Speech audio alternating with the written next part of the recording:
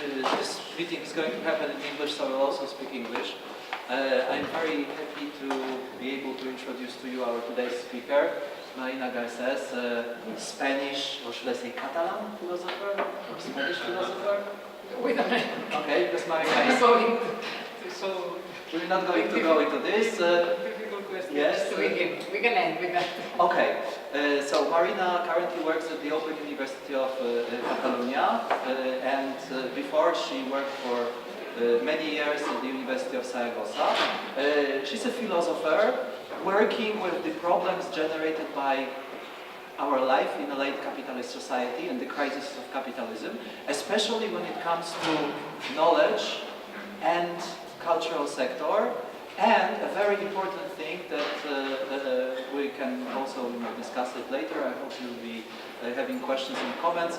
The place of emancipation and the question of relationship between knowledge and emancipation. Very much in the tradition of Michel Foucault that Marina is inspired by. That's all I have to say as an introduction. The floor is yours. You're welcome to ask questions and comment later on. Thank you. Thank you very much for this introduction and especially for this invitation. It came as a surprise through some friends in common. We shared texts, we shared discussions, and from Biennale they said to me that come and let's have these conversations directly so we can have the time and the opportunity also for me to have your reflections, your ideas, all we can reflect together during the time we have this afternoon.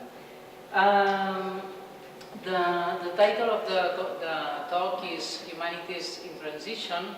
In fact, is the title of, it's not this one, I put another one just to begin to open an open game of ideas. I will talk about that. Humanities in Transition is the title of a lecture I gave in Barcelona 2 or 3 years ago now, 2.5. And it was the beginning of a collective project, I will talk about it too, called Knowing, Understanding. And during 2 years we've been gathering 20 different voices of the city, not only from Barcelona, Madrid, but especially Barcelona, that in some way are engaged in the challenge of making humanities something concrete, something experimental, something practical in our cultural and academic context. I will talk more about that. The keynote to open this project was Humanities in Transition. That's the same title we took here to continue this discussion. And that's why I will start not by very theoretical thesis, but telling you a little bit about the collective contexts of my work. Jan presented me as a philosopher, it's what I feel I am. So, because I studied philosophy, because I teach philosophy at university, but also and especially because I understand philosophy as an activity that goes beyond the academic sphere, that goes beyond the academic discipline, that is not only an expert discourse, but is a form of engagement with what I call in some of my books a common wall.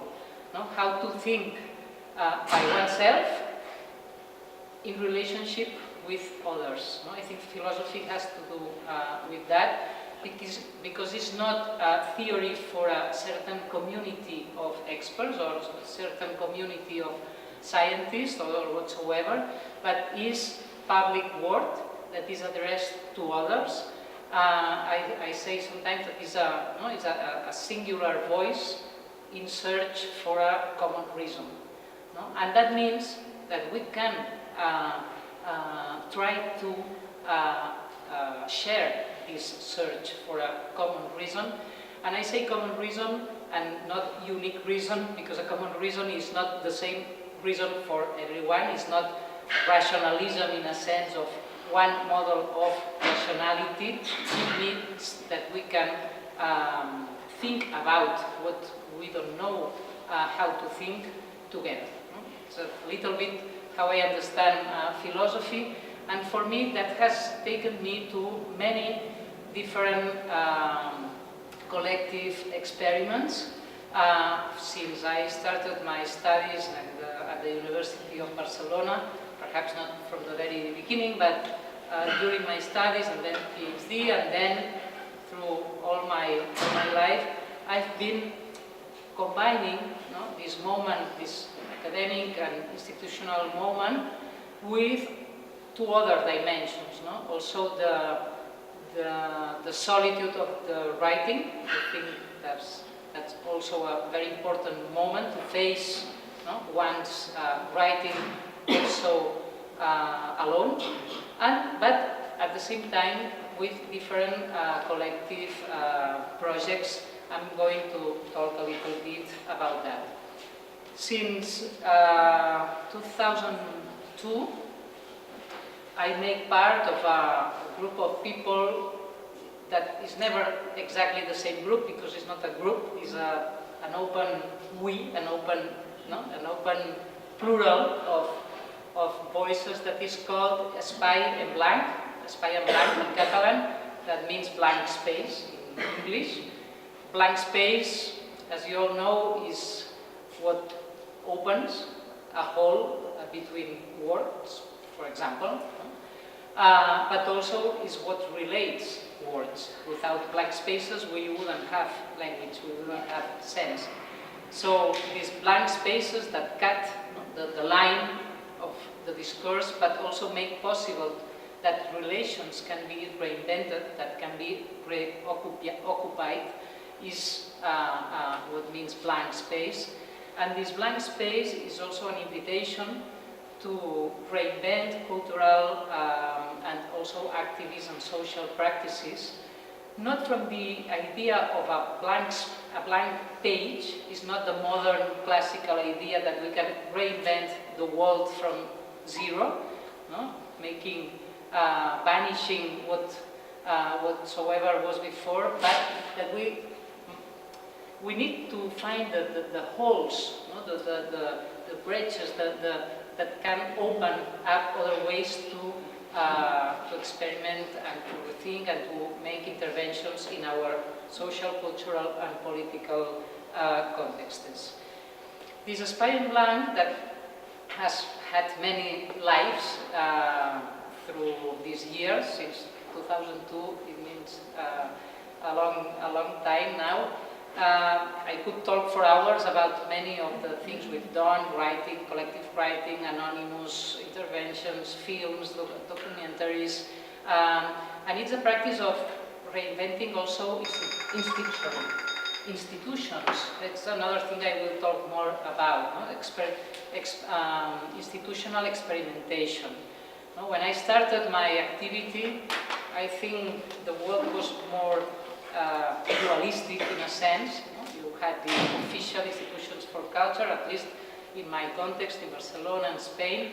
You had the official institutions for culture that were built during the transition from Franquism to the so-called democracy. We are discussing about this very, very roughly in Spain, if it is a democracy or not. But the so-called transition to democracy, with the young people who grew up in that time, we had official institutions for culture, for knowledge, school, university, etc., centers for art, or, on the other side, very alternative and independent scene, but very on the margins, completely outside the system and very anti-system, through the 80s and the beginning of the 90s. That was more or less the scene. So in my case, I continued my studies, but I made my cultural experimentation, politicization, etc. For example, in the scene of the squatting houses and social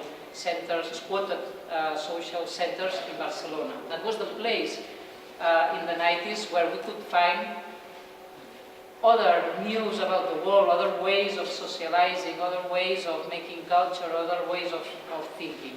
So that's also my school, no? This practice of squatting, this practice of relating to this official country, this already made scene to change it. It was you had to go to the extreme margin of everything. So of this combination of rigor, patience, education through a very long path at official institutions, in my case university, and at the same time this experimentation, politicization in the extreme margins of the city, of the society, grew up this blank space, and we are all people that have this double background, no? This radicality in the practices, and at the same time this relation to education, to academy, to university in some cases, other not so much, and we started to break this duality, no? To intervene with radical practices at, for example, at university or at the Museum of Contemporary Art in Barcelona, etc., and at the same time bring to these alternative spaces also the ideas, the references, the authors, the books that the postmodern and very sophisticated people were reading at university. No? So it was a way to make like a traffic, no, of practices, ideas, bodies, ways of behaving from these tools. So this blank space started to make a less clear line between walls and to contaminate, this practice also of contamination of different scenes or different dimensions of cultural life in the case of Barcelona and other cities in Spain. That's a little bit the context I've been working with. And what you have here in the screen is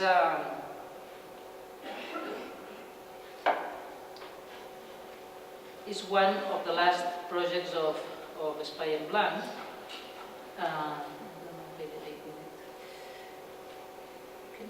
Well, if I go back, you will see what makes part of it.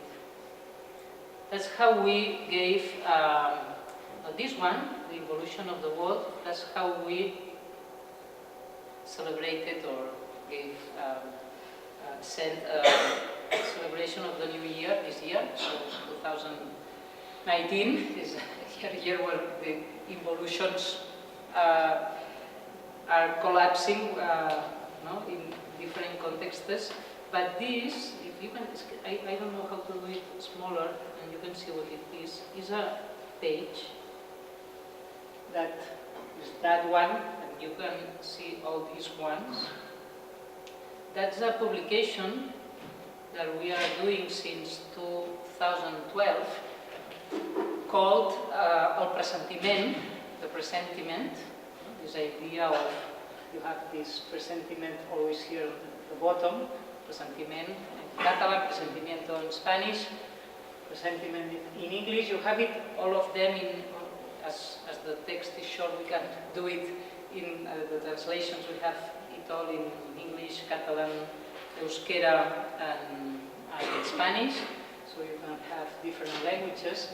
And this is a way of working with thought, with this ongoing thinking, through a very simple tool. It's a blank page in this case, but used as a blank space to make or to let us experiment with ideas that are emerging, that are being, that need to be expressed, but that don't arrive, that don't get to the point to be a very finished discourse or elaborated discourse in form of article or essay or book or whatsoever. And also making or searching this interaction between visual thinking and text or words. Sometimes there are more words than image, sometimes more image than words. It depends on how do we find a way to express an emerging idea, an idea that is at the point of, like a flower, when this moment before being a complete and perfect flower, this moment of this blossom that is at the point of opening itself. So this is I wanted to show it to you because you can use it, and there's always an invitation to copy and distribute. For example, I'll show you this Times of Nationalism. That's a presentiment. We find this photo. It's a great photo, flag. That is what you see. Is and it had this text. The gesture that pretends to attack the state cannot bear doubt, because then it becomes this simple gesticulation. This gesticulation of nationalism that tends to this also anti-state rhetoric, but burdens all forms of life. So, and that's the presentiment 65. It's something that, for example,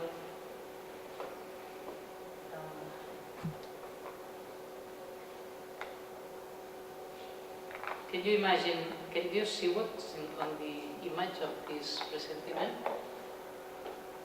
Do you see what does the beach? That's the beach. Barcelona? Barcelona, no. But we are getting to this point.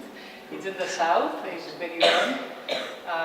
Benidorm is a beach where you can see what happens in summer.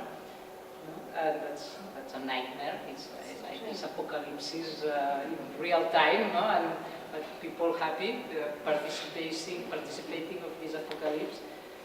And we put this phrase, the birds are full of cages.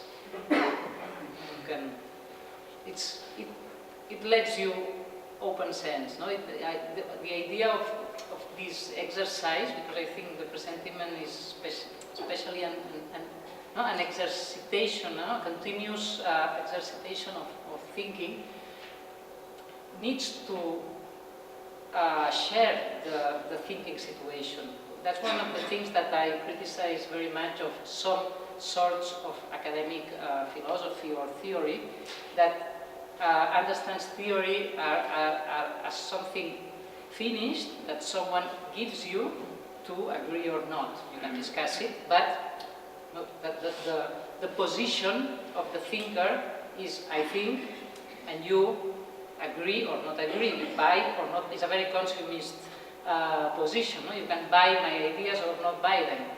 But let's think together what begins or what needs to be continued when we start thinking about certain problems.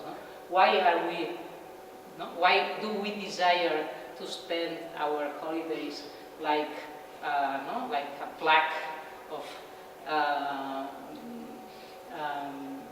like this? What are the limits of our desires? What are the cages that we have inside? And this kind of reflections that can go from this kind of issues, from very situated and political moments. That's, for example, that's one of the most repeated and copied, because this you can download a huge PDF, so anyone can print and copy and distribute this. And this here, I don't know how to make it smaller, but it says, I have no strength to surrender. It's also a paradox, no? This idea of not having enough, so you have to continue fighting, creating, sharing, etc. But not from a position of force, no? We are heroes of thought, we are heroes of culture, we are heroes of social activism. It's another sense of fragility and at the same time resistance. No? This resistance that that cannot surrender, but not from a super heroic position, but from another sense of engagement. And I will show you a last one. That one, I will leave this one. Is also, we used it in many demonstrations, and because we are going through from the last a lot of years, but the last 5 years, and increasing a new, again, criminalization in Spain of any kind of dissidence and activism. So after 15M, the movement of 2011, no, the squatting of the squares after the crisis led so many people to demonstrate on the streets, to occupy the squares, to question democracy, to question the existing democracy, to question the political casta, no, the word that used the movement in that moment, etc. And when the reinforced criminalization started, we did this presentiment: our violence is to exist, because the term violence is always the term the power throws on certain people to be able to criminalize them. No? You are the violent. What's violence? Who's violent? And when violence begins? And in what ways violence is acting all the time on our lives, bodies, ideas, desires, etc. So we did this presentiment, and it became a very used big panel for demonstrations, for many kind of activities. So that's something I wanted to show you, to link you to my contexts of experimentation, but also to give clues of things that perhaps we can talk together later about how to go beyond the limits of the not the recognized and legitimized spaces for thinking, for culture, for whatsoever. No? We can do many things, but usually they are already set in certain logics and certain institutions, in certain ways of behaving, under certain protocols or codes of recognition. No? If you go into academy, you need the titles, you need the recognition. Nowadays, you need the publications. We were talking about that. So you need to demonstrate certain things, but also in activism it happens, and also in artistic life, cultural life. How to break these cages? How to go beyond and occupy these blank spaces? That is, for me, what has to do also when we talk about philosophy. Philosophy, as I said before, is about that, going beyond the limits of what we can already think, of what we can already represent, of what we can be. No? This transgression of the being, no? In itself. That's more philosophical, but it's about that, I think, what philosophy is going, and that's why it has to do with very specific, concrete things like that.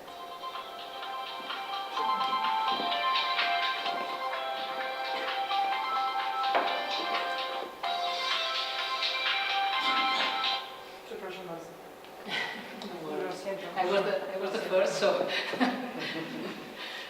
here you have, if anyone reads Spanish or Catalan, here you have the website of Espai en Blanc and the whole archive of these very long years of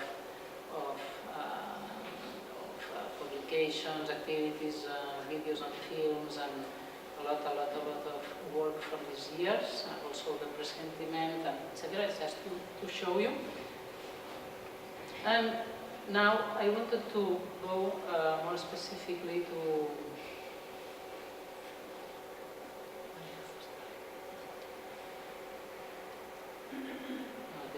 these are my books. It's moving all around.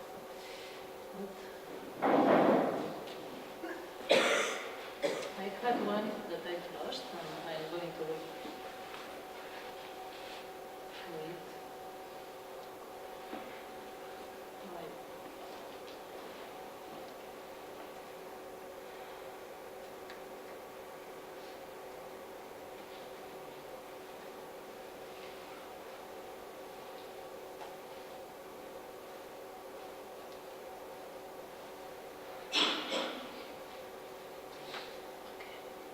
In this continuous practice of crossing the borders, of going beyond the limits, one of the main issues is what to do and how to work with the very official institutions of the city, cultural institutions. In what way we are institutionalizing certain practices or not, how to become how to go beyond the margins without becoming managers of the centers of power and discourse. That's also a question. No? And it happens all the time. And in Barcelona we have many different cultural institutions that have been proposing very interesting and critical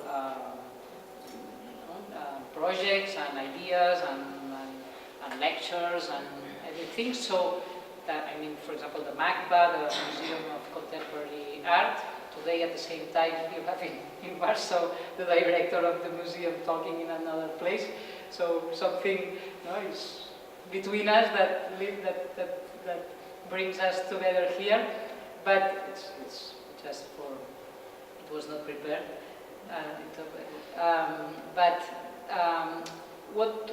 How to collaborate and how can these different dimensions of collective activity interact in a way that doesn't mean just cooptation into the institutional machine, into the institutional logic. And for me it's also always a question, the margins, the radicality, the absolute independence can be comfortable because makes travel. You can become a bubble of very radicalized people and have no interaction with what is going on. But on the other side, when you start being part of the cultural scene of a place, how you maintain this tension between worlds that are in conflict also, and how to maintain this conflict alive and not just become a manager of critical thinking or this kind of ways of representing positions that tend not to be critical anymore. That's what has led to me also in many different occasions to work with MACBA, with CCCB, the Center for Contemporary Culture in Barcelona, or for example for the Bienal of Thinking. We were talking about that, for the coincidence with the name that the mayor of the City Town Council organized in Barcelona last year. And for example at MACBA, at the Museum of Contemporary Art in Barcelona, I'm part of the academic board of an independent program of studies that the museum have that gives no certificate. Is experimental pedagogy out of the academic system of recognition. So there are many different ways of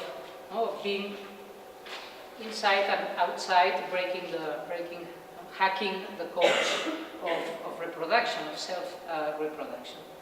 One of them was this Aula Oberta, this 2-year project I talked before about, because it's where this transition humanities started, that was entitled Saber Fer Comprendre, that means knowing, doing, understanding. And that started because there is, in Barcelona, there is, inside the CCCB, the Center for Contemporary Culture, there is a very old institution that is called, well, very old, quite old for nowadays, that everything is so quick. It's called the Institute for Humanities, or Humanities Institute, that has now celebrated its 30 years. So, in the time of this so-called democracy time in Spain, it's quite old, because it means that it started quite after a short time, 10 years after the end of Franquism. And it was an institution that had as a mission to make these classical courses about humanities, literature, history, cinema. They started recently, but very classical, very good quality, very well done, and as a way of giving to open publics good courses about humanities. The question was,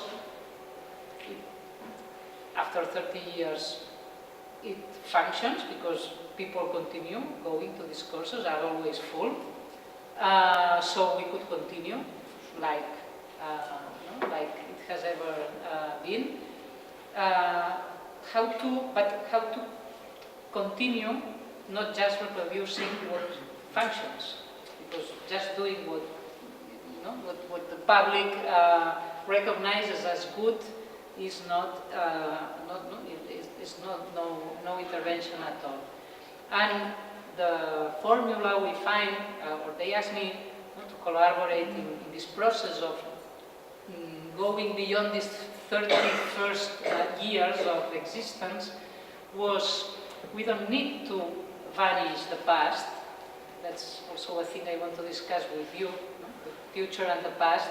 We don't need to just make clear the past, or just say we don't need more courses about literature, history, or whatsoever, because there are many people, and it's good that these courses exist, but how can we make that this is not the only way humanities are recognized as such?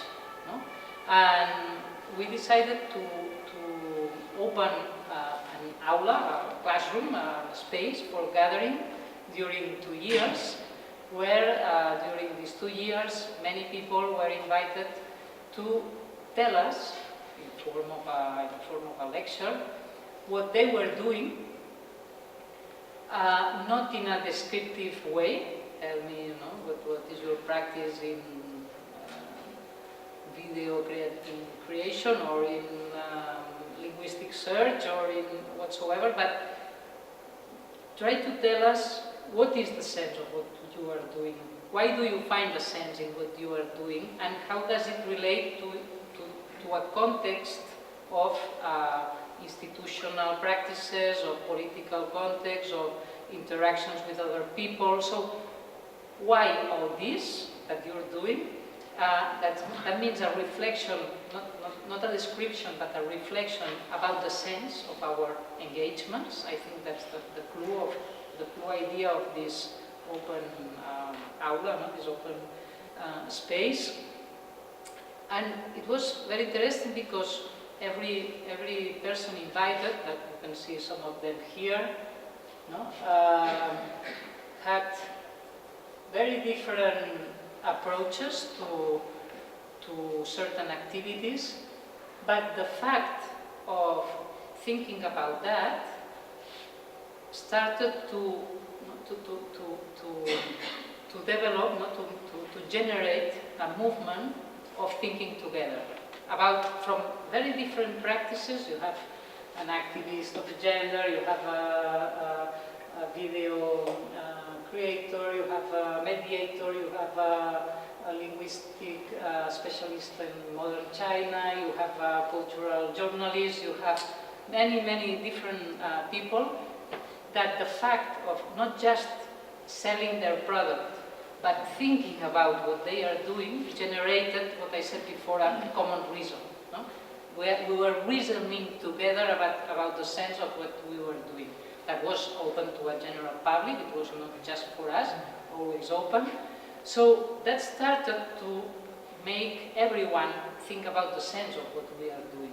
And I think that's very different of the other possibility, the more classical possibility that would have been to say, what have humanities been till now, and what should humanities be from now on? No? That's the classical way of interrupting the past and thinking about using always this temptation to build up models of future, utopias of what humanity should be. Our question was, what is going on, and what are we, is open we, and what are we doing? And let's think from this situation, this situated context, and let's try to extract from it from there, and let also other people continue this thinking about the sense of all that. So, you can see other people here. Now we are going to publish, that's my website, you can find all my things here. And now on the 21st of this month, we will have the book about this project, this Aula Oberta project, published. And we started with Transition Humanities, that was the starting point of the beginning of the whole project. The title of the book is Humanities in Action. This idea of showing what is going on, and not what we would like to, this abstract modelation of things that are not happening anywhere. So that's a little bit the context for all that. And I wanted to share with you some of the ideas that I've been thinking about from all these experiences and these different situations of thinking by myself and with other people. A very important thing is that when you see, when you interact of what is going on, what people are doing and what should be doing, what we see very clearly, I think, and we can discuss about that, is that humanities are not, or it's not useful to think about humanities as a very specific set of disciplines. Literature, history, philosophy, whatsoever. We could also even open to certain fields of artistic activity too, but a set of disciplines. I think it's not useful anymore, but it's much more interesting to think about humanities as an open field of activities.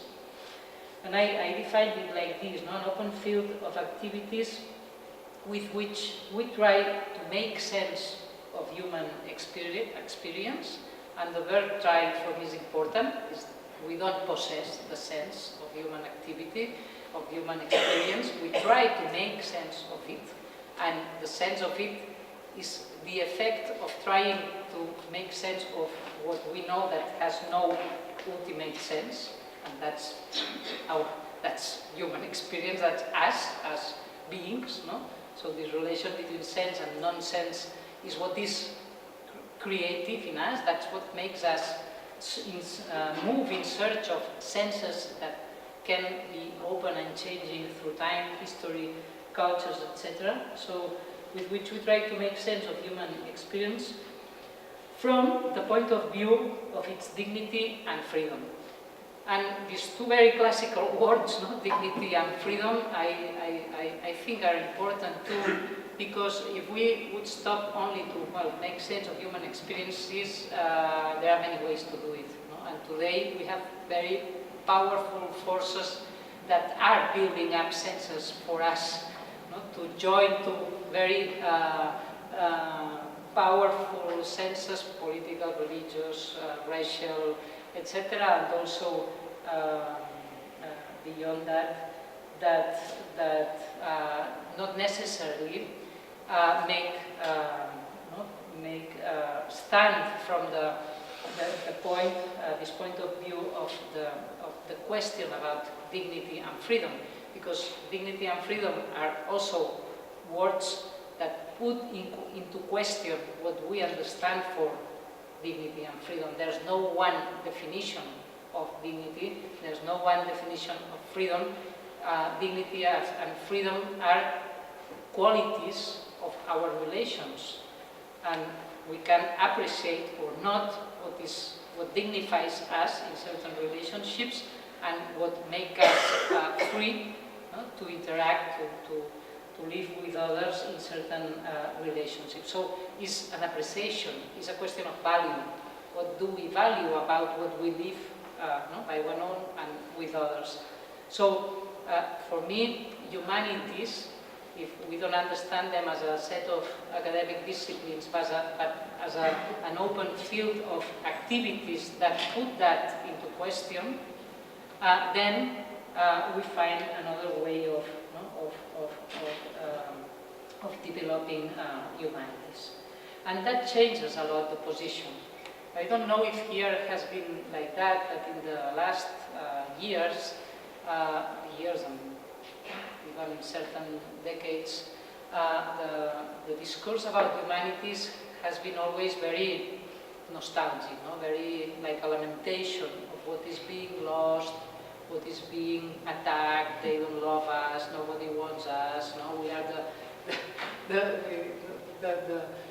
the last of the train always, no, and this kind of, and that has led also to a very dangerous, nostalgic approach to cultural legacy, as something to preserve, and that's the beginning also of new conservatism, something to preserve, something to keep away from new contaminations, because cultural legacy must be preserved and defended, and humanities or humanists have worked a lot for this, this nostalgic, conservative and defensive idea of cultural legacy. And I think that's a defensive position that ends up with conservative positions very easily, not always, but the path is very short from one position to the other. So I think that seeing humanities, as I define them, as this open field of activities and experimentation that puts into question, opens up the question about dignity and human dignity and freedom, breaks with this temptation of preservatism or conservationism and defending cultural legacies that finally end up in very conservative positions, and gives us a way of new forms of criticism, of being really in front of the challenges of our time, and from the position I said before of what is happening, what is going on, and what are we doing. The transitions are there. The transitions are not the contrast between a past and the future, between something that we should preserve and something we should build up from new beginnings, but the transitions are these tensions between what is there and what the conflicts, and the challenges that need from us an engagement for transformation.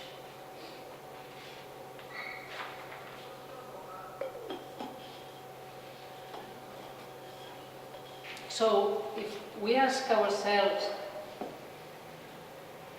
what is going on many things are going on, and I think we are in a historical moment where things are going on very, very quickly. Perhaps each moment is felt like that by their own people, but I think we all feel, you know, this acceleration of changes that perhaps were not expected in very different senses. But if we are talking about how humanities can interact with our different situations, I would point out at least three aspects. Of course, I'm not the only one, but three aspects that I think that can give us ways to discuss now.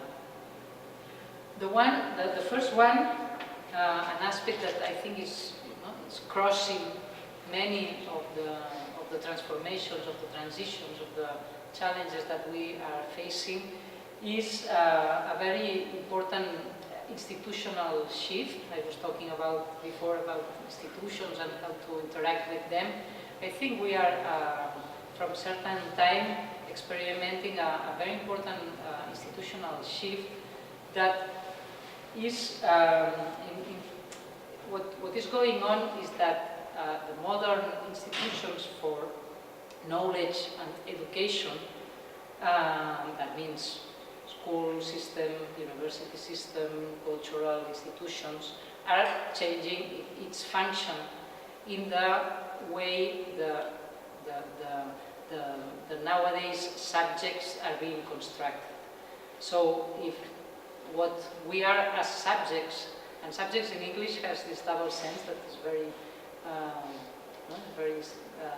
interesting, because it means the subject, that means who is the who of a predication, of an action, of an identity, of whatsoever, and at the same time the súbdito in Spanish, I don't know in Polish how you say súbdito, the master and the subject. We have to in Spanish is not the same word. The súbdito is the master and the subject, and el sujeto is the subject that stands on the place of there. It's the who of everything. So in this double sense of the word, subjects of modernity were being constructed to this set of institutions that led life through a certain path of inscription in a certain order, political order, cultural identity, etc. And that meant a very specific combination of freedom and obedience.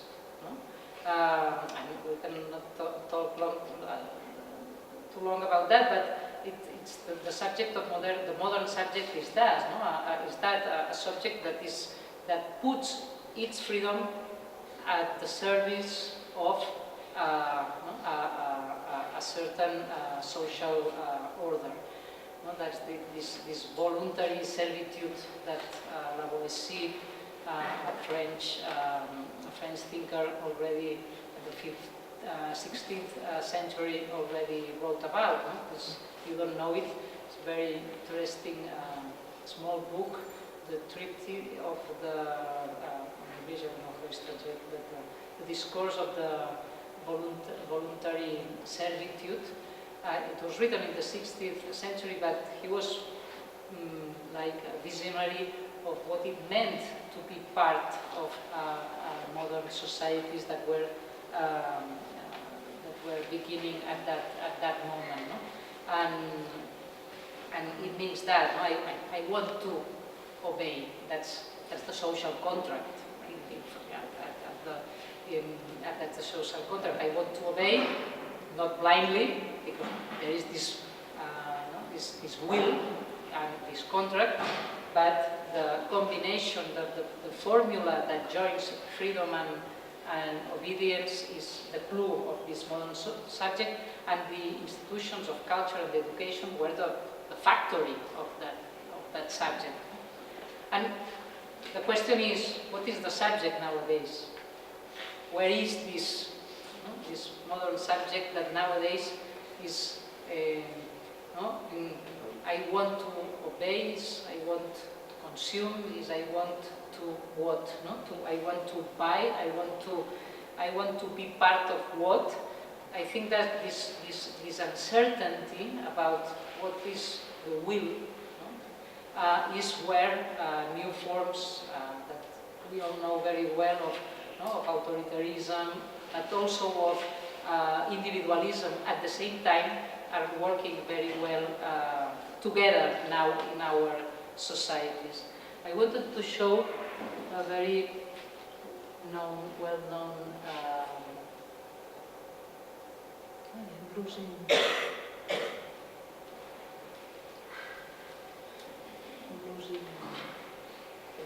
Well, it was just to make a small break. I lost it. It was this Christmas days in Barcelona.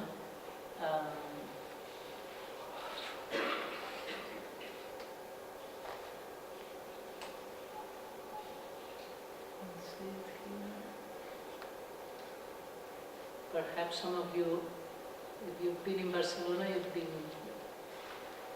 you've seen this house. It's in Paseo de Gracia. It's one of the Gaudí most important buildings. And you don't see it here. I had searched it before.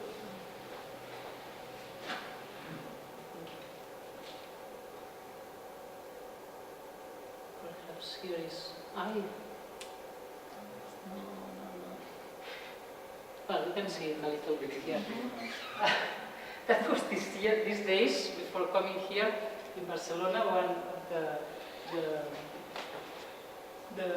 these Gaudí houses in Paseo de Gracia, and the lighting for Christmas was this.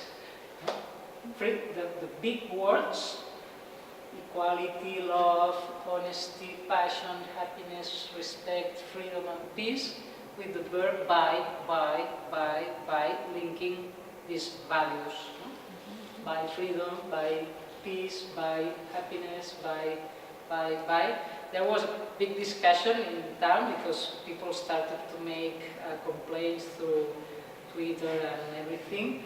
A friend of mine that is a director of a theater, Sala Beckett, perhaps some of you know it, it was one of the ancient alternative theaters in Barcelona, was animating through the net people to go and just make this lightning disappear. He was really attacked by a lot of people. So these kind of moments, where we are now, where things like that can be really lead to fight, to very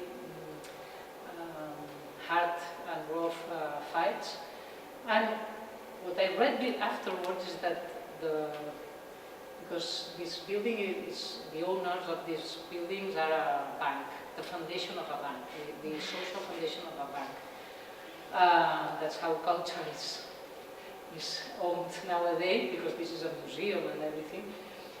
And the ones who did this lighting were the students of a very well-known school of design, that is Elisava, one of the most important in Barcelona, and that pretends to be a very very vanguardist school of design. So when I read that the students of this Elisava school had proposed this lighting, for me it was like, wow, no? What's this? So I think the subject nowadays has to do with that, this confusion between big words that new also new political forces are also using, and at the same time, and with no apparent contradiction, individualism, consumerism, this life open to all possibilities at the same time. So again, back to the question about institutions, and then school or institutions of knowledge and institutions of culture, what is their function nowadays? Being palaces for the consumption of the desires and wishes of this subject that can buy even these values, or are the place where to administrate new forms of obedience to this kind of very authoritarian practices. What are they? And that's not clear. No? That's not clear. And I think there's a moment of transition too, in that sense, that puts us in, I think, in the situation of taking our institutional experimentations very seriously, no? and really try to analyze. I think you've been doing that, and that's why Biennale exists, no? To analyze what is our function, no? And what are we doing and not doing, or thinking that we are doing and we are really not doing in this very confusion moment. And then the question about the who, no? Or the whom, for who and for whom, and this subject question that can be opened, no? And we can ask very radically, who are we, no? When we gather, or when we join, or when we find ourselves engaged with others in education or in thinking together in another ways.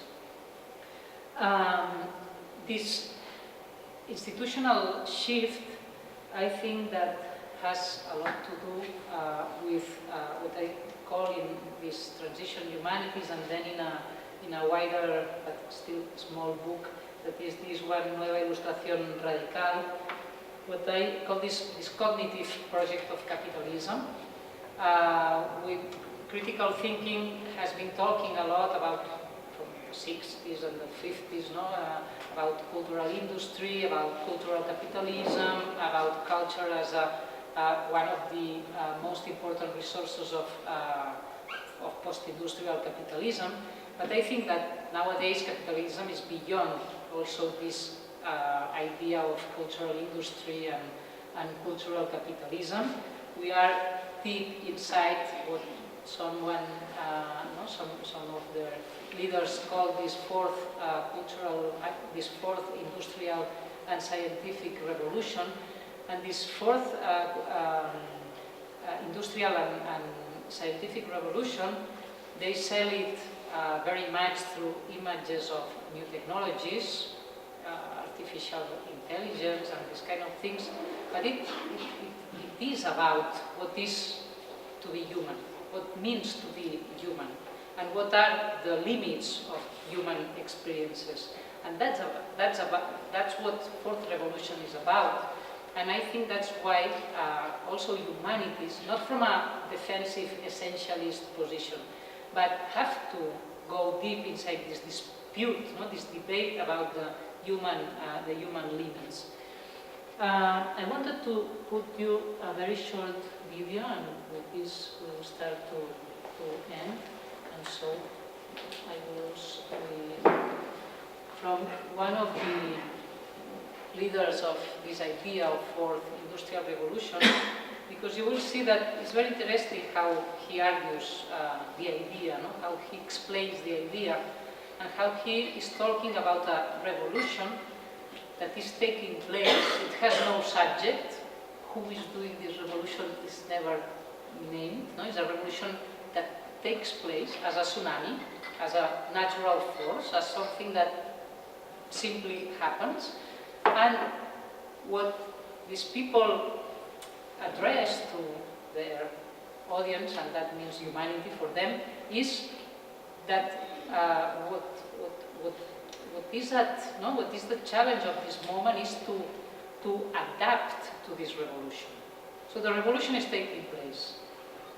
A sense, the politicized sense of revolution.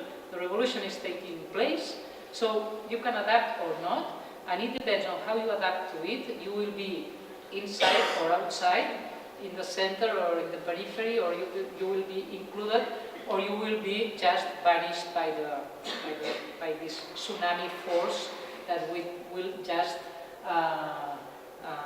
have the power not to change everything. So I ask, what is a revolution to which we can only adapt and take a less looser position than others? But that's what it's about, no? And that's the question about the subject that I was doing, and what institutions are working on that sense of adapting subjectivities, no? And adaptative subjectivities. I work a lot with teachers of school, primary school and school system, and it's what these innovation reforms that I think are all over. We were talking yesterday and today, I think it's also here, their ideology is that one, to make students capable of adapting themselves to we don't know what, no? to an uncertain future, a future we don't know nothing about it. So they need to be flexible, they need to be adaptative, they need to be creative, but on the sense of just generating responses to what is going on. So I think that's the question. No?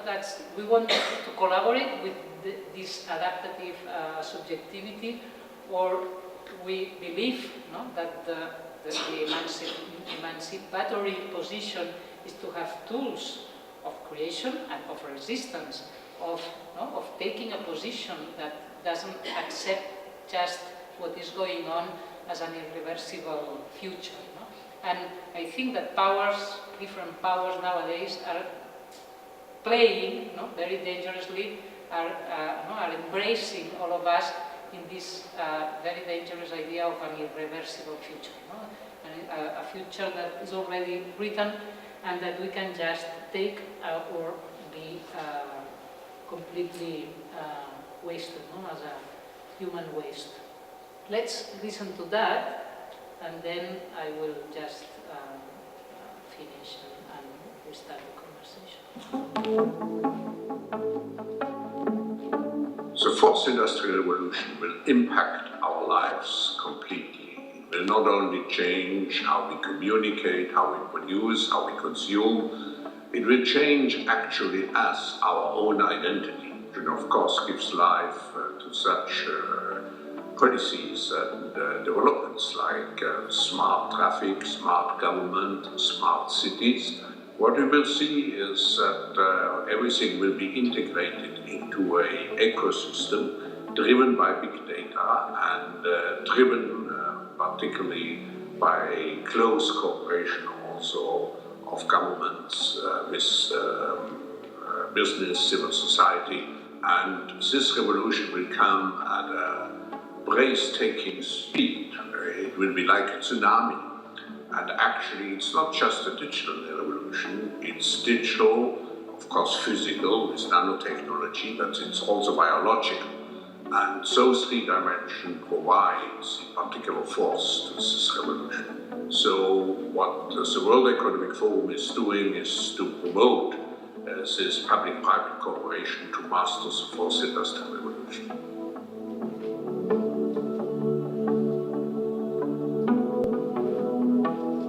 The fourth industrial revolution will have multifold impacts. Of course, every industry will be digitalized, will be disintermediated, and has to define a new business model.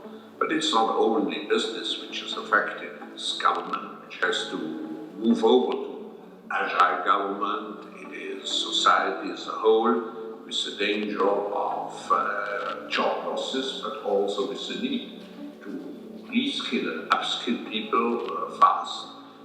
So there's an impact on society.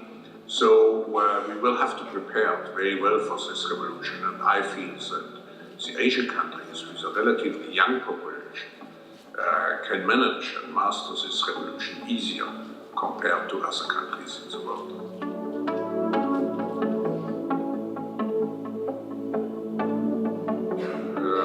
What is particularly important is the educational system.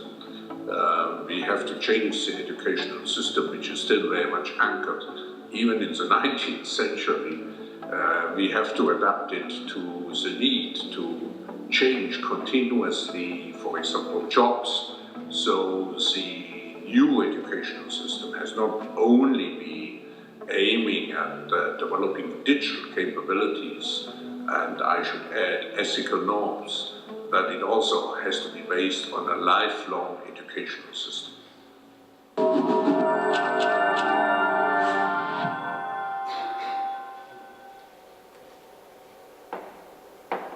Well, it's a very good resume of good part of what's going on. So my last question would be, who is doing the revolution nowadays, and who is writing the future for us, and how can we just not prepare to be well prepared for that, but build up and prepare other ways of being subjects of our own and common lives.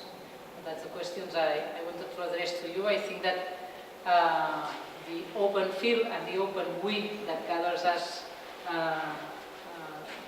together tonight has these questions into in our minds, in our bodies, and in our desires. So I hope we can discuss a little bit about that and have your own perspectives about all these ideas. Thank you very much.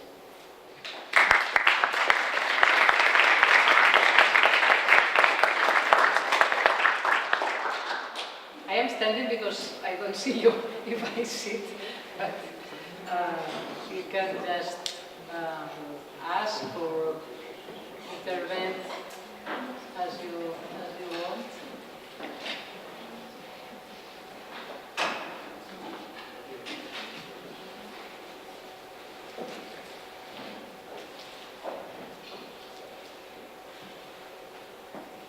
Yes. Yes. For me, for my own discipline in music, it's interesting how the humanities are transforming art and using maybe some approaches from art, and this is not from nowadays, from the 70s.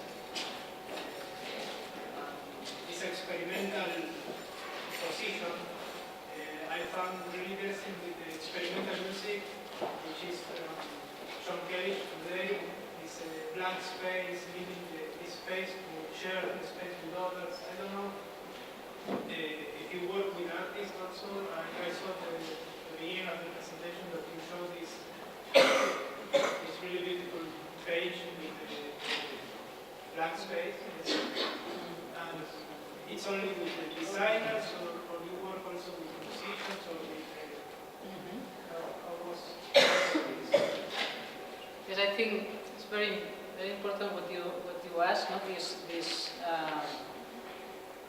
These transitions between artistic practices, activist practices, and theoretical practices. I think from a very long path, many people are working on that. The last decades in many different ways, and it is not just about interdisciplinary or transdisciplinary, but really about doing, or what the other thing was about, knowing, doing, and understanding together. So we need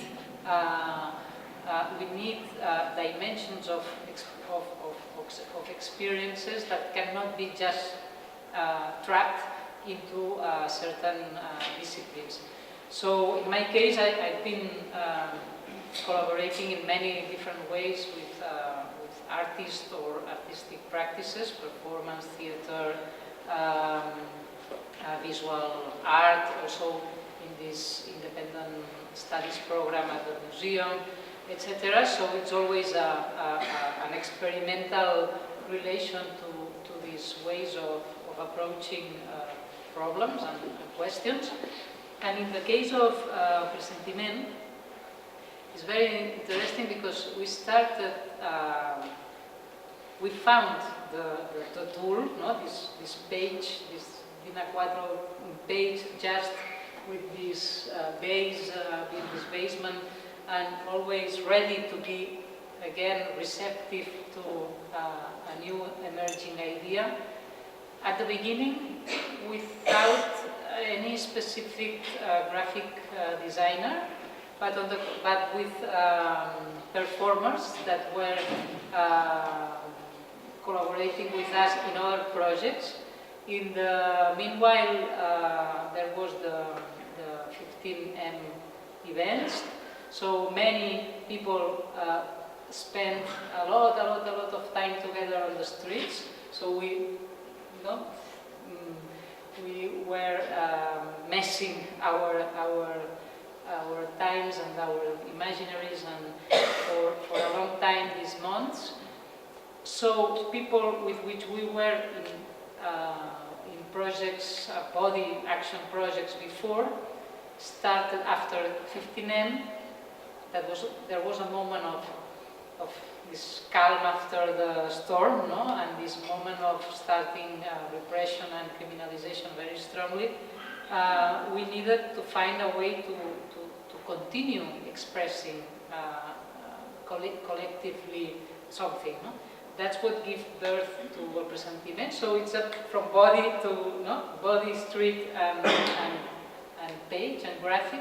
So at the beginning we didn't have knowledge, or knowledge we all have with a computer, but we didn't have a specific graphic design knowledge. So it was not the classical idea of we have an idea, we go to the specialist, in this case, and translate this idea into a graphic proposal. So we found ourselves in the need of expressing visually and graphically in the way of finding the most expressive tool to share. And then it's when some graphic designers appeared and helped us. And now the last, because that started 2012, so 6 years now, almost 7. And in the last year, the last 3-4 years, there's a more permanent graphic designer among us, that she has become part of the rest of the activities of Spy Blank. So it's not that she is only doing the graphical part of the work. She's one of the everything else allies for everything. So it's this mixture of necessities that in the end become also shared knowledges, very practical. So I have a question. Thank you for the lecture. My question is also about the connection between different disciplines. Mm-hmm. When you're talking about different disciplines, you mentioned only like the humanistic side. Yeah, I'm sorry. You have a microphone, so it's gonna make I'm it easier. stressed. Here you go. So you mentioned different, like the connection between humanities and arts and social sciences, but you didn't mention in any way natural sciences. It's like the most obvious for me, at least, connection between dualistic point of view of the world. What about this connection when you're like making posters? It's really close to the icon graphics, and it could be a way how to represent natural sciences ideas, which could be also a good response to the contemporary problems. Thank you very much for that question, because it's an issue that I wanted to point out at the end of my talk, but it was late and I stopped with the video. And it's very important because I think that what is going on when we are reshaping human being and human capacities and human senses, in the way that's taking place nowadays. Of course, anthropocentrism is past. We are we are entering in another relation to what we call nature, but then nature starts to mean other things. And in this in this new continuity between culture and nature, human and non-human beings, I think is one of the most interesting debates about this dispute about the human, no? Where starts and where continues, no? Our relation to this, to the non-human beings and with ourselves as not only human. We are many other things, or we are many other layers of meaning, no? And not just what we historically and culturally called human. So I think from the side of humanities, social sciences, feminism, etc., all these issues are being theorized and discussed, and from artistic also practices there's a lot of proposals in that sense. What is more difficult to find is scientists that have the will to participate openly to these debates. So if there are, I invite you to join to the discussions. We've been trying, for example, in the Aula Oberta, we had the participation of this is the only one who has a tool, very clear tool. That is David Bueno, is a genetist from the University of Barcelona, genetist and neurobiologist, and he's doing a lot of work about education, artistic practices, etc., from the point of view of a biologist. But it's quite difficult to have this both sides dialogue and interaction. I think it's becoming more and more usual, but I hope it becomes more and more. For example, in my new job at university, I'm now starting a new job at the Open University of Catalonia, and I will direct a new program of studies that will be called Master of Philosophy for the Contemporary Challenges. So it's master of with philosophical tools, but to not to remain into the philosophical field, but to use them on the field, what is going on in contemporary times. And for example, I've managed to build up a team of professors where we have ambientalists and environmentalists, sociologists, scientific people, because I think it's impossible to address these contemporary challenges without the participation of also of scientific practices. So it's very important.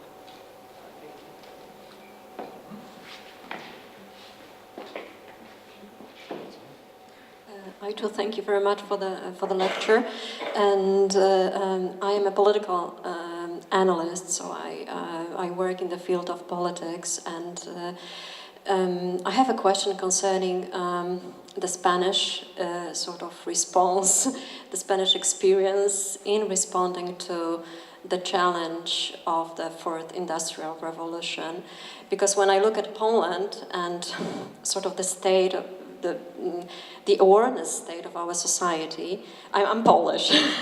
It seems to me that in this area, this preparedness for the fourth industrial revolution, we are in a chaos.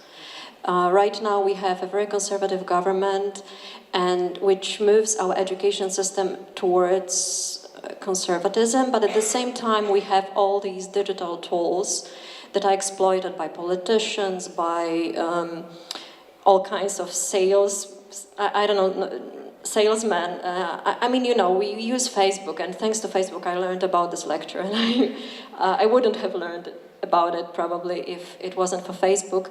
But on the other hand, we are sort of bombarded, or bombed, I don't know, by all kinds of commercials. So how to prepare young people to be sort of, how is it in Spain? You've answered my question partly, right, that you are starting this new program, which I think is a great idea, and I have no idea whether any philosophers cooperate with Polish schools You've mentioned that during your lecture that you do cooperate with schools. So maybe if you could share with us the practical things that, I don't know whether the Spanish government and cultural institutions are thinking about the fourth industrial revolution and what the academics, people like you, philosophers, do. Okay, probably it's a topic for another lecture, but maybe some ideas. Yeah, thank you. Do you want to link with this? Yeah. As a response to your question, I feel that lots of Polish schools are starting a new program developing multidisciplinary learning. Like, for example, Warsaw Private Academia High School, when I am. And like our subjects are linking lots of different fields at the same time. On my biology classes, we are mainly studying philosophy. And I think that this is the way how we can prepare for the next revolution. But you said that you represent the private school. Yeah, and the public school is completely different. I experienced both, so yeah. I wanted to ask a question, but I think it links very well with this, and that's a sort of like an additional layer. Because you talked about humanities as a practice of looking for sense and meaning in the context of human dignity and freedom. However, I think that precisely this whole commercial sphere of contemporary capitalism is very much competing with us in this enterprise. And this is new about capitalism, the way it functions now. This is not 19th century capitalism, but you know, it was in the factory, you were part of it, and when you were going to the shop, you were part of it, but outside of it, you were in a discursive communication zone outside. And now, you know, this singularity looking for community. This is Facebook. You know, you want a social experience, you want a dating or an erotic experience, there is an app for that. Apple had this slogan when it launched iPhone, there is an app for that. Which I think puts humanities in a completely different context. It's precisely how are we going, like this questions and comments, how are we going to find ourselves in this new, pretty new situation of having this kind of powerful competition. Altogether is very complicated, but I'll try to give some continue your questions. The more concrete question about Spain and this new so-called fourth revolution, etc. I think that from the part of the government or political regulators and these kind of issues, the response is the same as everywhere. How can we not just lose the race and not be the last of the queue, because it's a competition. What this man here is telling us is that people, the last will have nothing. So be prepared means to compete, to have a place, not to lose one's chair in the show. So, and that means, for example, in the field of education, this insistence about innovation, that if you just think about innovation, it's okay, changing things and make it better, but it is a way of depolitizing what means education, transformation of education, what means an emancipatory sense of education, and innovation means just adapt to the new technologies, adapt to the new capacities, adapt to the new abilities, and just follow the path of what it means not to be too rigid, too fixed, because we will be trapped into a past. We will be the past of humanity. And so I think the official response is the same everywhere, is enter into that competition and find a way to be more innovative than the neighbor, and just enter into that competition. And what I see is that there is two ways of resisting or adopting a critical position in this context. One is very defensive, is just negating, no, and not wanting to participate to this competition, innovation, etc., and defending the old essences of whatsoever is what I call this nostalgia, or this very preservative way of non-losing what culture means, or what certain ways of behaving meant. I think it's a loser position, because just defending past is if that's the only position is fragile, because as this man said, the tsunami continues. And another way is entering into the debate with the question about the sense and the who of all that. That's the questions I was putting here. No? For who is doing this revolution? Are we part of this who? Can we discuss about the values that are being mobilized? Which are the powers? Which are the interests? So entering into this, not just seeing it as a tsunami that comes and you just get put aside or jump to the wave, but really making it problematic. No?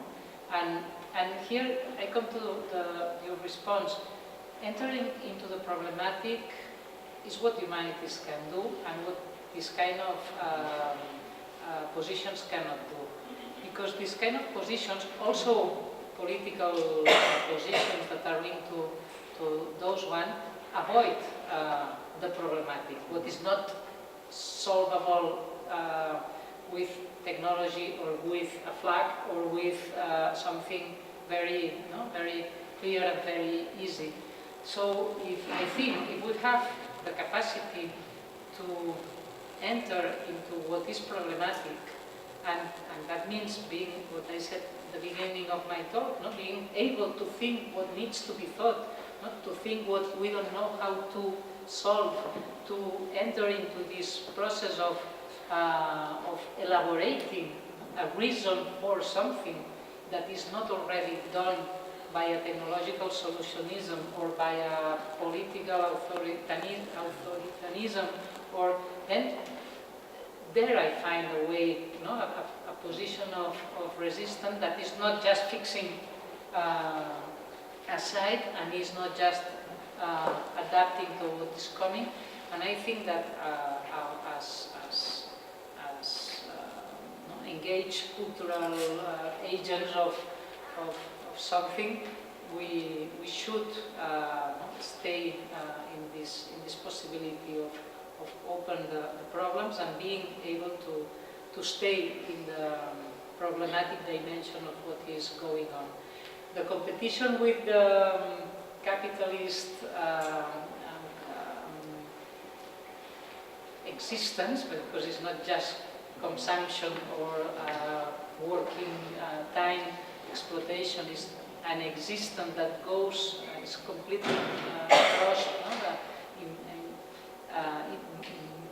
immersed in this way of, I think the competition with that is difficult and hard, because of course there's a disproportion of forces, and very, very obviously. But I think there's a big difference, because Facebook or whatsoever is a place where your singularity exists if it gets a continuous self-confirmation. It's you that is being liked, that is being shared, that is being... So, and the others are the same. They need their self-confirmation of what they are. I'm happy here, I'm happy there, so many people here, and you are just getting... But there's no common dimension of nothing. So there's a juxtaposition and a multiplication of individualities that fit their individuality just being consumed by others. So it's a very specific logic that is very quickly satisfactory. The ones who study those things say that it activates the same parts of our brain that get satisfaction from certain emotions and etc. So it's very addictive and very quickly satisfactory. But it leaves you alone in this. So I think it has a limit, and perhaps a lot of contemporary pathologies have to do with this limit. So how long can we support or stand this kind of consumption of ourselves, feeding our own appearance of individuality through these tools? I think we run very fast with history, but I think it has breaks, it has zones of non-light, of dark. It projects shadows that I think we should have to, or we will have to explore, because there perhaps happen the important things. So, I think I... Okay. So in addition to what you said about the competition of consumptionism and humanities, don't you think this may be the advantage of humanities is that we can learn how to ask questions? Because consumptionism always gives you the answers, and probably, I don't know if it's delusion, but the true wisdom could be in this, that we learn and we teach how to ask proper questions, not to give proper answers. And also, you said about that we educate to adapt, and that's why I think it's an answer. But if we educate to change, as we educate to create, then it's about questions, not the answers. Exactly. You find the perfect words for what I was trying to say about the problematic, the relation with the problems and not with the solutions is better said than me what I was trying to say. So it's exactly that. Yeah, so maybe one other question: do you think that we can? Because I'm a PhD candidate on education faculty, so that's why. Can we learn? Can we teach people to ask these proper questions? Yes. Because that's for me. We can perfectly. It's what this education is about. The problem is that it means fighting against certain institutional contexts. It depends. There are some that are more favorable to these possibilities, some that are very aggressive to this possibility. It depends a lot, because we are talking in abstract, and that would mean entering in a very more specific situations. But of course, it's what education is about. So, for example, nowadays in Catalonia, there is a widening project that is growing a lot, of not just bringing back philosophy to secondary school, which was kicked off many time ago by the right government. Now it is coming back to secondary school next year. We will see. But bringing it to the first levels of primary school, and starting from 4th year so really make philosophy in a very open sense of it. That means capacity of thinking, of questioning, of discussing, of finding the hidden question And this making of it one of the access, the main access of primary education. And for example, this is being led, this is being possible because a group of teachers started to defend that project many years ago, started as a very small project, they formed other teachers in that field. So, and now, non-officially, because it's not officially in the curricula of the schools, but you find more and more public schools that the teachers by their own adopt this project. No? So it's a very small example, and it's very funny because it happens at the same moment where all these very innovative, technological, void way of organizing education is taking place. So you could say it's contradictory, because on the one side, schools tend to learn children only to react to menus and to build small projects about very specific things and to adapt constantly to anything that is happening. And at the same time, teachers by themselves have, through years and years of perseverance and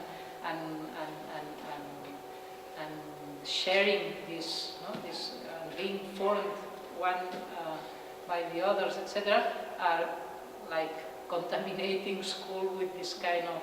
So I think we should. That's why I talked before against the idea of thinking by models. No, we have this, and now we are going to think a new model of school for where questions can be. No, just start contaminating and go to the blank space, even if it's very small. There is where things can grow, and just be convinced that, of course, children make questions always, and good questions. And what is the problem? That what they are taught is don't do this question. No, why? Because adults get uncomfortable when they don't have the solution. So just start to create this place, no? And I think that many things can be done if we start by doing them and not just waiting to have the model.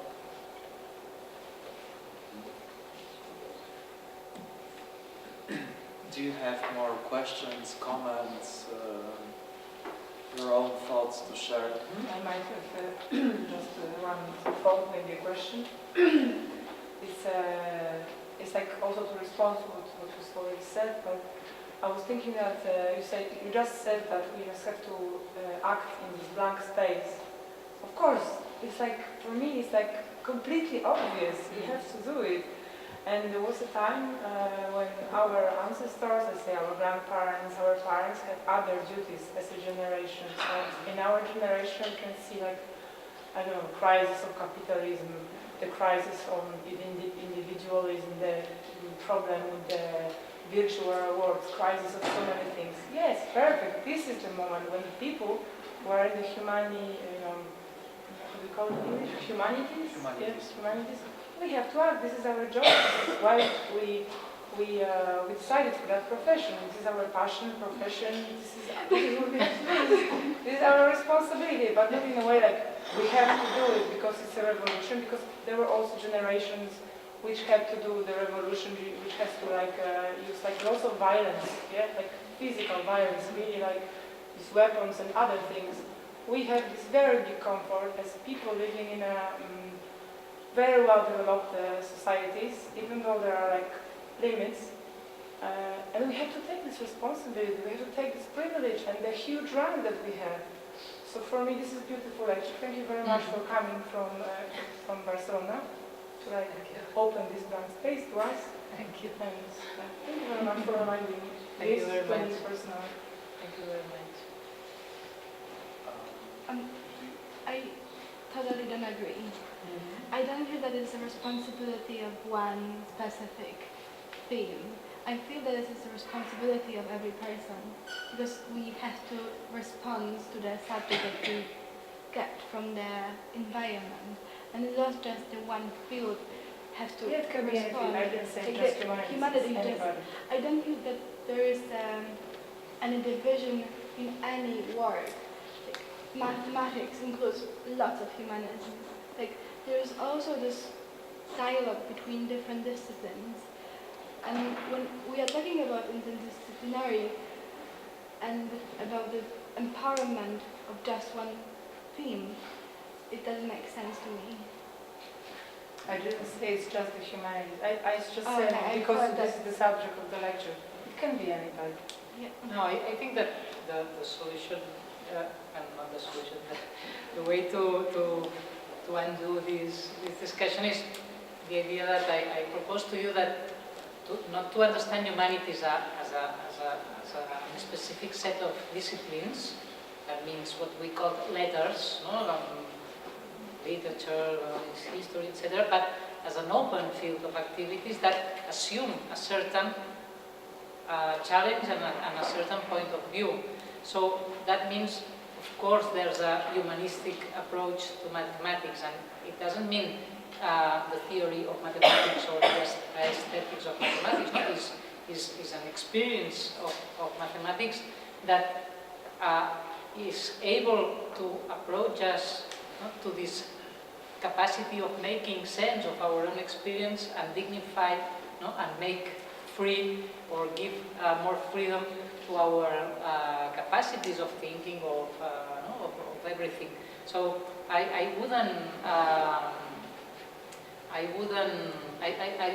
would like to just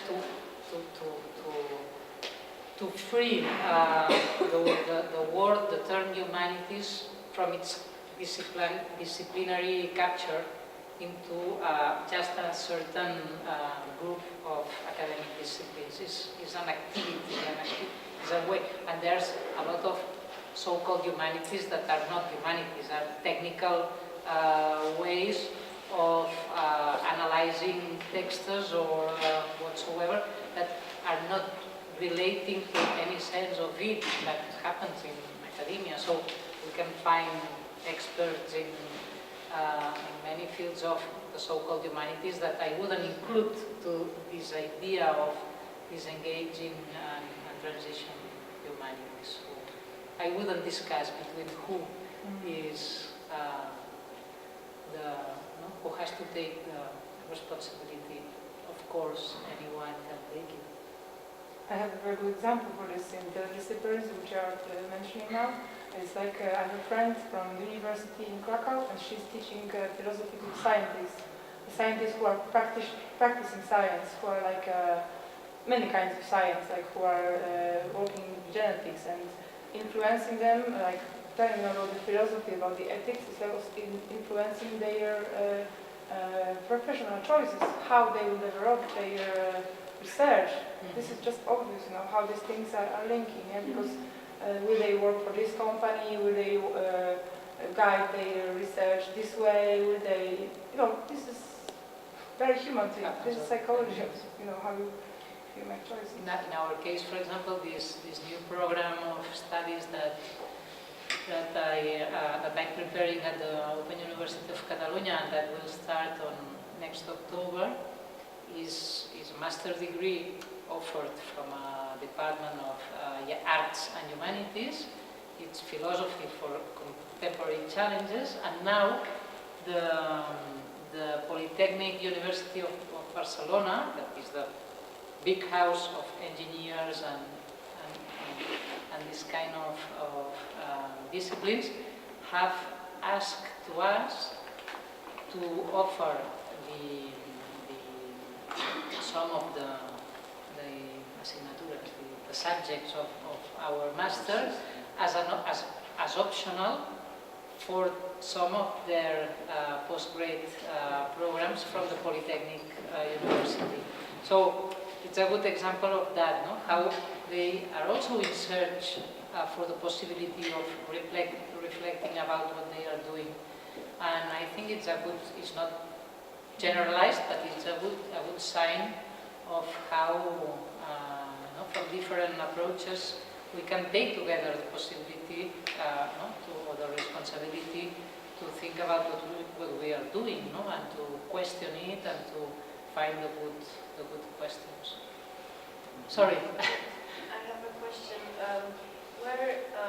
How could you define where do you see the link between asking questions, having ideas, contesting, etc., and practicing it? So there is, I see often a gap in humanities between just expressing, saying, contesting, and making people perhaps feel uncomfortable with what they choose, like with these experiments with the build by, right? So people will feel probably that there is some truth in that, but they don't feel good because either they don't want or they don't know how to change it. They are too lost, and I feel the society is too lost, and there are many voices saying that what we experiment is fake, what we seek is fake. But then I feel there is often a gap between these, like that we state at the anarchy part, we just express there is something wrong, okay, but we want to make it flourish, the change. Yeah, thank you. The big problem of how to. I wouldn't translate your question into the problem of theory and praxis, because it's not that. I think that we can all assume that this duality has no sense. Thinking is doing, and doing means doing in a transformative way means also thinking about what we are doing. So I think for us this blank space was also a way to not to be dissociated between activism on one side and theoretical or artistic or cultural activity on the other. So how to also blur this gap between action, social, political action, and expression, not just theory, but expression. But it's always difficult because, for example, for a certain time in Spain, we lived with the possibility of saying almost everything. Everything could be said. No? There was no clear censorship. There was not clear. So the space for expression, thinking, cultural critique, etc., was very wide, but the space for action was very narrow because there was no movement, there was no, so we could all feel really free to, we could find all kinds of very radical and very experimental expressions of all kinds. But when the things have gone difficult in the recent years, economical crisis, territorial conflicts, etc., we are experimenting now how the difficulties are the same at the level of the action and at the level of the expression. We have, as you may know, not only politicians and activists in prison, but also musicians, a lot of musicians, singers that are in jail or outside the country. So I think we are entering in a time where again saying is dangerous, where expressing oneself is complicated, and so I think we have to think ourselves in relation to all dimensions of action. No?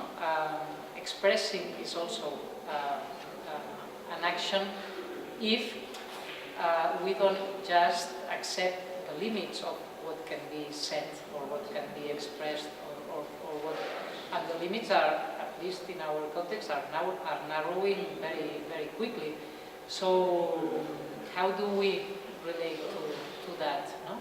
And how can we just find the links between different levels and kinds of action? And that's why, for me, everything I thought is a form of activism, and I couldn't talk about everything, but it's linked to social forms of activism too. I could have explained the same from the side of, I talked about 15M and many other moments that could be linked to different moments also of cultural experimentation. So I think that's the way, no, of breaking the lines between these different layers and levels of criticism. Yes, just a small addendum to my first question. I will try to be brief. What I was trying to say at the beginning with the art and the experimental approach, now listening on the debate, it's more clear for me that as I feel in arts, we have this experimental approach, which is a way of thinking and a way of developing, and this is not from always, it's changed in the last 40 or 50 years, but I feel with your exposition, with your debate, that this is changing also in humanities, like not a box closed discipline, but also like a way of problematizing reality, even the same way of learning. Exactly. Yes, that's... Like a biosphere, like a... Yes, it's more like an open ecosystem, no? And not just boxes. Exactly. That's why I mentioned some case, like open, or Humberto Eco open piece of work, exactly. Open abierta. Exactly, exactly. I agree. That's exactly that. So this is, I'm just trying to understand this. This is the approach to the work, thinking like an open world. Yes, for example, as an example, these people that I use just the faces, you know, and if you, those who can read Spanish, you can find the lectures an interview with each of the participants, and most of them is very funny because I didn't make the plan, exactly the plan that this would be like that. They have studied one thing. They developed another practice. For example, one is I think that this one there is dramaturg, but she's historian, and then she entered into theater, and then she writes theater, but at the same time is something. And for example, this one, or many with them happened. There's one that is sociologist, but is a poet, but is, and not as boxes that I write poetry at night because I have the time to do it. No, because it has to do with a certain way of not just being one thing and representing the perfect shape of a social scientist or a historian. And it was very funny when each of the participants presented himself, and in the interviews you can read it through. No one fits exactly in what supposedly gives him or her a title, or a condition. Well, I'm doing that, but in fact I come from another world, but then I find this practice more useful for something. And so no one fits into his or her definition. And I think that's a very clear answer to your question. I think what's happening nowadays, the boxes we have and the definitions we have to name what we are doing are completely desbordadas, are like our own practices go beyond that. So and need to, to use and to find other languages to evolve, in what is needed to be done. So I think one of the things going on is this one. We should explore more in these ways. Thank you very much for this inspiring lecture. We had a long discussion, a lot of comments. I will switch to Polish for a brief announcement. Ponieważ staramy się podchodzić systemowo i systematycznie do rzeczy, którymi się zajmujemy, Wykład Mariny nie jest pojedynczym wydarzeniem. Zaczynamy cały blok, serię spotkań, dyskusji, wykładów dotyczących kondycji humanistyki przyszłości. To jest blok, którego kuratorem jest Michał Kuziak, literaturoznawca, profesor Uniwersytetu Warszawskiego. Jutro mamy pierwsze spotkanie, także również serdecznie Państwa zapraszam o godzinie 18. Thank you again, and hopefully we'll have a chance to host you again in the future to continue this discussion. Very good. Thank you very much.